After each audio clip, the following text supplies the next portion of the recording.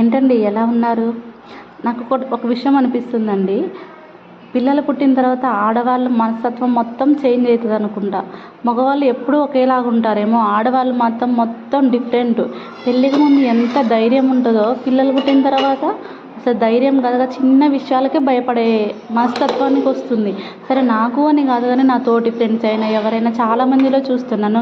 Health issue కానీ ఏ issue అయినా కూడా దాన్ని ఏదో పెద్ద బాధలాగా ఆలోచించడం, దాని గురించి ఆలోచించడం, దాన్ని ఎక్కువగా ఫీల్ అవుతున్నారు. అది మానసికంగా చాలా అంటే చాలా దెబ్బతీస్తుంది. ఇది వయసు ప్రభావమా లేదా ఇంక పిల్లలు పుట్టిన తర్వాత ఇంతే ఉంటుందా అనేది మాత్రం నాకైతే తెలియదండి.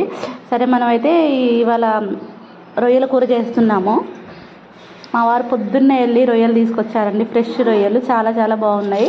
తీసుకొచ్చిన తర్వాత దాన్ని నాడి తీయాలండి. బ్లాక్ కలర్గా ఉంటుంది కదా, ఆ నాడి తీసేసుకొని ఫస్ట్ అయితే కొన్ని వేడినీళ్ళు వేయించుకొని ఆ వేడినీళ్ళల్లో ఆ రొయ్యలు వేసి ఒక 5-6 నిమిషాలు ఉంచానండి. అది కొంచెం గడ్డలాగా అవుతుంది అన్నమాట, కొంచెం గట్టిగా అవుతుంది. అలాంటప్పుడు తీసి పక్కన పెట్టుకోవాలి.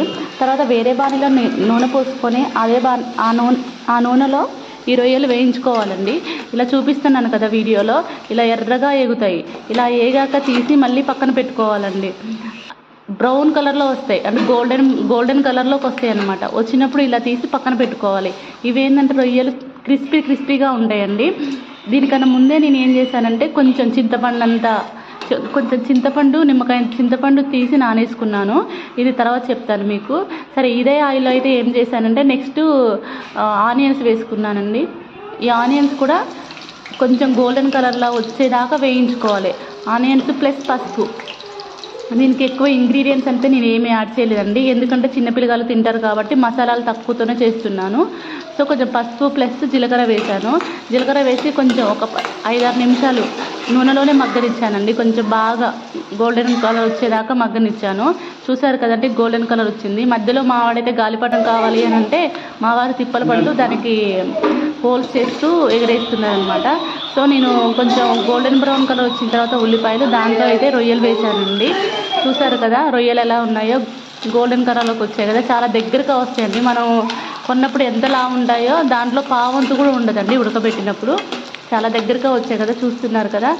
నెక్స్ట్ వచ్చేసి ఒక 10 నిమిషాలండి, ఒక 10 నిమిషాలు కొంచెం మగ్గేలాగా ఉంచుకోవాలి. మగ్గేలాగా ఉంచుకున్న తర్వాత దీంట్లో సాల్ట్ వేయాలండి.